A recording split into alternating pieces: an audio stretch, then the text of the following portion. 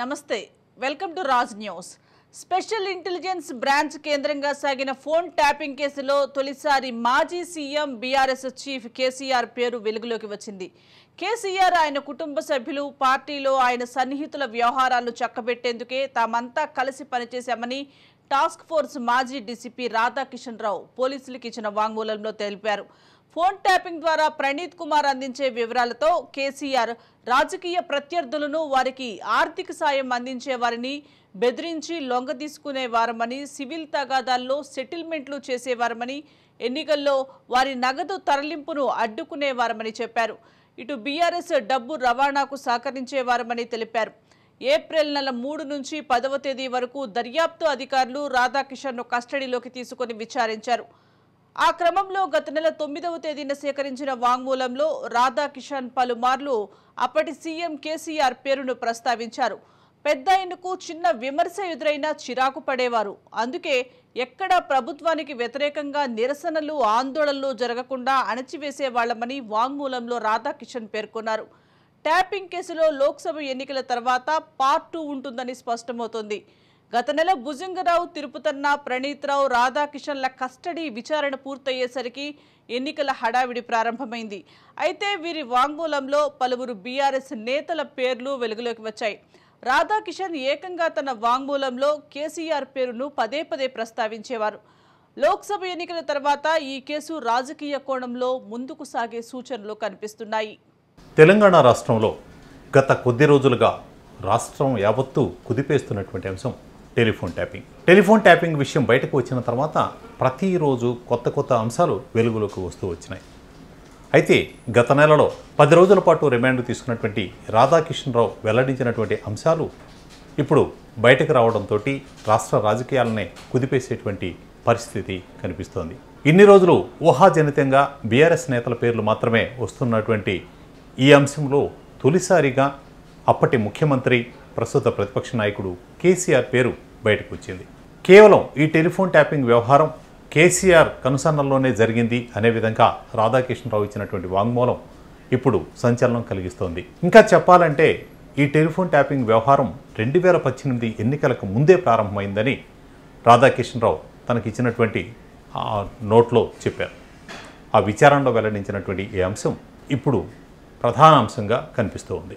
తాను ఎస్పీగా పదోన్నతి పొందిన తర్వాత టాస్క్ ఫోర్స్కు ఉన్నటువంటి ప్రాధాన్యత రీత్యా టాస్క్ ఫోర్స్ డీసీపీగా తనను నియమించడం వెనక కూడా సామాజిక వర్గకోణం ప్రధానంగా పనిచేసిందని ఆయనే అంగీకరించారు.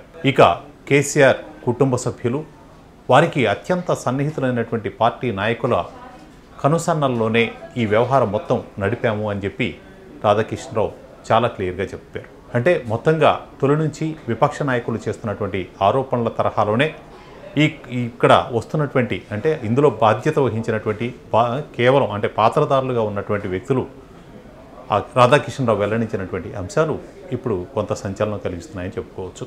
ప్రణీత్ రావు ఎప్పుడైతే డీఎస్పీగా పదోన్నతి పొంది ఎస్ఐబిలో పనిచేశారో, ఎస్ఐబి నుంచి అక్కడ జరిగేటువంటి ప్రతిదీ కూడా ప్రధానంగా ప్రతిపక్ష నాయకులు, అలాగే ప్రభుత్వానికి వ్యతిరేకంగా వ్యవహరించేటువంటి వ్యక్తులు అందరి ఫోన్లపైన ఈ నిఘా కొనసాగింది అనేది మనకి స్పష్టమవుతోంది. అలాగే దీనికి సంబంధించి ఎక్కడైనా సరే కేసీఆర్కు సంబంధించినటువంటి ఒక చిన్న వ్యతిరేకత కానీ, ఒక చిన్న నిరసనని కానీ తాను అంగీకరించే స్థితిలో ఉండేవాడు కాదు అనేది కూడా రాధాకిషన్ రావు వెల్లడించినటువంటి అంశాల్లో ప్రధానంగా కనిపిస్తుంది. ఆ కారణంగానే ధర్నా చౌక్ని ఎత్తివేయడం, ధర్నాలు, నిరసనలు వంటి వ్యక్తం చేయడానికి ప్రయత్నించినటువంటి వ్యక్తులను కూడా పూర్తి స్థాయిలో అణిచివేయడానికి టాస్క్ ఫోర్సు చాలా ఎక్కువగా పనిచేసింది అని చెప్తున్నారు. ఇక దీనికంటే వ్యూహాత్మకంగా ప్రధానంగా కనిపించేటువంటి మరొక అంశం, దీనికి సంబంధించి అక్కడ జరిగినటువంటి ప్రతిదీ కూడా టెలిఫోన్ ట్యాపింగ్కి సంబంధించినటువంటి వ్యవహారాన్ని పర్యవేక్షిస్తూ వచ్చినటువంటి భుజంగరావు, ప్రణీత్ రావు వీళ్ళ దగ్గర నుంచి నేరుగా తనకు ఆదేశాలు రాకుండా కొన్ని సందర్భాల్లో మాత్రం ప్రత్యక్షంగా ఇద్దరు దీనికి సంబంధించినటువంటి సమాచారాన్ని షేర్ చేసుకున్నప్పటికీ కొన్ని సీఎంఓ నుంచి, అంటే ముఖ్యమంత్రి నుంచి మరికొన్నింటిని ఇంటెలిజెన్స్ చీఫ్గా వ్యవహరిస్తున్నటువంటి ప్రభాకర్ రావు దగ్గర నుంచి ఏదో అఫీషియల్గా వస్తున్నటువంటి ఒక కలరింగ్ ఇచ్చేటువంటి ప్రయత్నం కూడా చేశామని రాధాకిషన్ రావు వెల్లడిస్తున్నారు. ఇక ఈ అన్నింటికీ మించి ఈ టాస్క్ ఫోర్స్తో కంటే కూడా ఎవరైతే ఈ ఎస్ఐబిలో పనిచేశారో ప్రణీత్రావు తర్వాత పనిచేసినటువంటి ప్రణీత్రావు కంటే కూడా ప్రణీత్రావు పై స్థాయిలో పనిచేసినటువంటి భుజంగరావు నేరుగా ప్రగతి భవన్కి వెళ్ళి కేసీఆర్ని కలిసి ఆయన సూచనలు తీసుకొచ్చి వాటిని ఇంప్లిమెంట్ చేయడానికి అలాగే రాష్ట్రానికి సంబంధించినటువంటి అంశాలన్నింటినీ కూడా చక్కబెట్టేందుకోసం అవసరమైనటువంటి అన్ని చేశారని రాధాకృష్ణరావు వెల్లడిస్తున్నారు. దీనికి సంబంధించి అంటే భుజంగరావుకు సంబంధించి ఇప్పటికే చాలా రకాల ఆరోపణలు వస్తున్నాయి. భుజంగరావు ఏమి చెబితే అదే జరుగుతుంది, కేసీఆర్ దగ్గర నేరుగా తీసుకెళ్ళి ఈ సమస్యను పరిష్కరించగలరు అనేటువంటి తత్వంలోనే తన కింద పనిచేసినటువంటి కొంతమంది బ్రోకర్లు చాలా చోట్ల పనులు చక్కబెట్టినటువంటి వాతావరణం ఉంది. ఇక నగరంలోనూ రాష్ట్ర వ్యాప్తంగా ఉన్నటువంటి ప్రముఖులు లేదా వ్యాపారవేత్తలు వారికి సంబంధించినటువంటి ఫోన్లు ట్యాపింగ్ ద్వారా వాళ్ళని బెదిరించటము వాళ్ళతోటి అలాగే సివిల్ సెటిల్మెంట్ చేయడానికి కూడా దీనిని ఉపయోగించామనేది అధికారికంగానే వాళ్ళు వెల్లడిస్తున్నటువంటి అంశం. సో ఇవన్నీ కూడా బాస్ ఎవరైతే ఉన్నారో పెద్ద ఆయన అని చెప్పినా బాస్ అని చెప్పినా మొత్తంగా కేసీఆర్ కనుసన్నల్లోనే జరిగాయని చెప్పడం ద్వారా అంటే ఈ పూర్తిగా 2018 నుంచి 23 ఎన్నికల ఫలితాలు వచ్చే వరకు కూడా జరిగినటువంటి తతంగం మొత్తం కూడా ప్రభుత్వ పెద్దల కనుసన్నల్లోనే జరిగింది అని రాధాకృష్ణరావు ఒక సర్టిఫికేషన్ ఇచ్చినట్లు అవుతోంది. చెంచల్గూడ జైల్లో జ్యుడిషియల్ రిమాండ్లో ఉన్న రాధాకృష్ణరావు బెయిల్ పిటిషన్ను నాంపల్లి కోర్టు కొట్టివేసింది. కేసు దర్యాప్తు కీలక దశలో ఉందని ఈ సమయంలో బెయిల్ మంజూరు చేయొద్దని దర్యాప్తు అధికారుల తరపు న్యాయవాది కోర్టుకు విన్నవించారు.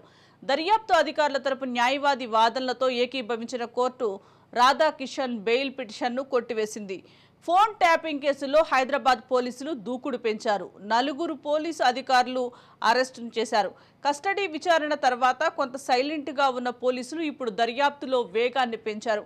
అయితే మీడియాకు లీకులు లేకుండా కోర్టుకు సమాచారం ఇస్తూ దర్యాప్తు స్పీడ్ను పెంచారు. ఇప్పటి వరకు ఫోన్ ట్యాపింగ్ కేసులో A1గా ఉన్న ప్రణీత్రావు, A2గా ఉన్న భుజంగరావు, A3గా ఉన్న తిరుపతన్న, A4గా ఉన్న రాధాకిషన్రావు ఉన్నారు. వీరి అరెస్టు కస్టడీ తర్వాత సేకరించిన ఆధారాలతో అనుమానితులుగా ఉన్న ఎస్ఐబి మాజీ చీఫ్ ప్రభాకర్ రావు, శ్రవణ్ రావులు నిందితులుగా పోలీసులు నిర్ధారించి కోర్టులో మెమో దాఖలు చేశారు.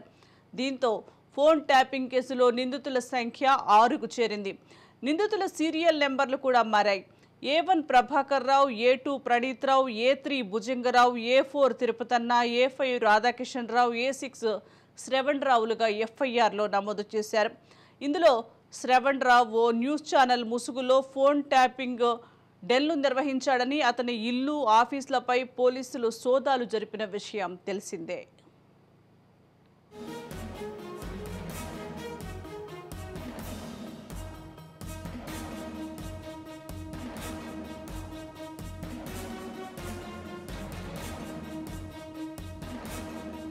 రెండు 2020లోనే ప్రభాకర్ రావు పదవి విరమణ చేశారు.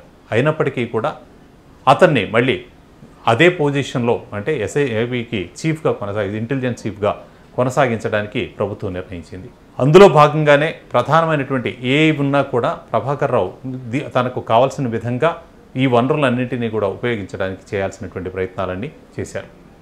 ఇక ఇజ్రాయెల్ నుంచి దీనికి కావాల్సినటువంటి సాఫ్ట్వేర్ కొనుగోలు, ఆ కొనుగోలుకు సంబంధించినటువంటి వ్యవహారాలన్నీ కూడా ప్రభాకర్ రావు కన్సర్న్లోనే జరగడంతో ఇప్పుడు ఇంతకుముందు ఉన్నటువంటి FIRలో నమోదు చేసినటువంటి A1, A2, A3 ఈ ప్రాధాన్యతలన్నీ కూడా మారిపోయాయి. ఆ రోజున FIRలో మొట్టమొదటిగా A1గా ఉన్న వ్యక్తి ప్రణీత్రావు అయితే ఈ రోజున వీటి ప్రాధాన్యతలు మారిపోయి A1గా మనకి కనిపిస్తున్నటువంటి వ్యక్తి ప్రభాకర్ రావు, A2గా ప్రణీత్రావు, ఆ తర్వాత భుజంగరావు, ఆ తర్వాత తిరుపతన్న, ఆ తర్వాత రాధాకిషన్రావు, ఇలా ప్రాధాన్యతలు మారిపోతూ వస్తున్నాయి. వీరు నలుగురే కాకుండా ఇంకా కొన్ని పేర్లు ఇందులో జమ అవుతూ వస్తున్నాయి. అయితే ఇప్పటి వరకు పెట్టినటువంటి ఈ సంఖ్య అంటే ఎవరైతే నిందితులుగా ఉన్నారో వీరిలో ఇప్పటికీ ఇంకా రాజకీయ ప్రముఖులకు సంబంధించినటువంటి అంశాలు చేర్చలేదు. కానీ రాధాకిషన్రావు ఇచ్చినటువంటి అంటే టాస్క్ ఫోర్స్ DCPగా ఉండి ఈ టెలిఫోన్ ట్యాపింగ్కి సంబంధించి కేసీఆర్ కనుసన్నలు నిర్వహించినటువంటి అన్ని అంశాలు, అప్పుడు జరిగినటువంటి ఉప ఎన్నికలు, పార్లమెంటు ఎన్నికల్లో కూడా టెలిఫోన్ ట్యాపింగ్ను ఉపయోగించామని చెప్తున్నారు. అలాగే ప్రతిపక్ష నాయకులు తరలించినటువంటి డబ్బుకు సంబంధించినటువంటి వ్యవహారాలన్నింటినీ పట్టుకోవడానికి దీన్ని మొత్తాన్ని టాస్క్ ఫోర్స్ మొత్తాన్ని ఉపయోగించామని చెప్తున్నారు. ఎట్ ద సేమ్ టైం TRSకి సంబంధించి లేదా BRSకు సంబంధించినటువంటి డబ్బులు మొత్తాన్ని ఎన్నికలకు తరలింపును కూడా టాస్క్ ఫోర్స్ వాహనాలనే వాడారనేది స్పష్టంగా రాధాకిషన్రావు చెప్తున్నారు. ఇక భుజంగరావు పాత్ర కూడా ఇందులో కీలకమనేది ఈ వాంగ్మూలంలోనే స్పష్టంగా తెలిసిపోతోంది. ప్రస్తుతం అంటే కొద్ది రోజుల పాటు విచారణ వేగవంతంగా జరిగినప్పటికీ ప్రస్తుతం పార్లమెంట్ ఎన్నికల నేపథ్యంలో కొంత ఈ విచారణ మందకొడిగా సాగుతోంది అనే భావన కలుగుతోంది. ఏదైనా 13వ తేదీ ఎన్నికలు పూర్తయిన తర్వాత ఈ విచారణ మరింత వేగవంతం అయ్యేటువంటి అవకాశం ఉంది. ఇప్పటికే అంటే ప్రభాకర్ రావు ప్రస్తుతం దేశాన్ని దాటి వెళ్ళిపోయారు. లుకౌట్ నోటీసులు జారీ చేయడం, ఇవన్నీ కూడా రెడ్ కార్నర్ నోటీసులు కూడా జారీ చేయడం, ఇవన్నీ జరిగిపోయాయి. సో ఆయన మళ్ళీ రావడానికి ఇంకొక 2 నెలలు వ్యవధి పట్టేటువంటి అవకాశం ఉందని చెప్తున్నారు. సో ఇదంతా కూడా ఇది ఇక ఇప్పటికీ అంటే 6 పేర్లు ఎఫ్ఐఆర్లు చేరాయి. అందులో ఒక మీడియాకి సంబంధించినటువంటి వ్యక్తి కూడా ఉన్నారు. అతను A6గా ఉన్నట్లు ఉన్నారు. సో దీని తర్వాత ఇప్పుడు రాజకీయంగా ఎవరెవరు వీళ్ళను ప్రేరేపించారు, అధికారంలో ఉండి ఈ వ్యవస్థల మొత్తాన్ని దుర్వినియోగానికి పాల్పడినటువంటి వ్యక్తులను కూడా ఇందులోకి తీసుకొచ్చేటువంటి అవకాశం ఉంది. గతంలో టెలిఫోన్కి సంబంధించినటువంటి ఈ రకరకాల చట్టాలన్నింటిని తీసుకొచ్చి తర్వాత సైబర్ నేరాల దృష్టిలో పెట్టడమే కాకుండా సైబర్ టెర్రరిజంకి సంబంధించినటువంటి సెక్షన్లను కూడా ఇందులోకి ఇంప్లిమెంట్ చేసేటువంటి ప్రయత్నాలు చేస్తూ ఉన్నారు. అంటే ఇది మరోవైపు నుంచి బీఆర్ఎస్ నాయకులంతా కూడా తమకు సంబంధించినటువంటి పేర్లని ఇందులో జమ చేసి మాట్లాడడాన్ని వ్యతిరేకిస్తూ హైకోర్టును ఆశ్రయించినటువంటి పరిస్థితులు ఉన్నాయి. అంటే ఒకవైపు నుంచి వాస్తవాలు బయటకు వస్తూ ఉండగానే వాటి నుంచి రక్షణ పొందేటువంటి ప్రయత్నం ఇటు పొలిటికల్గా వీళ్ళు కేసీఆర్ అండ్ టీం మొత్తం కూడా ప్రయత్నిస్తున్నారు అనేది కనపడుతున్నటువంటి వాస్తవం.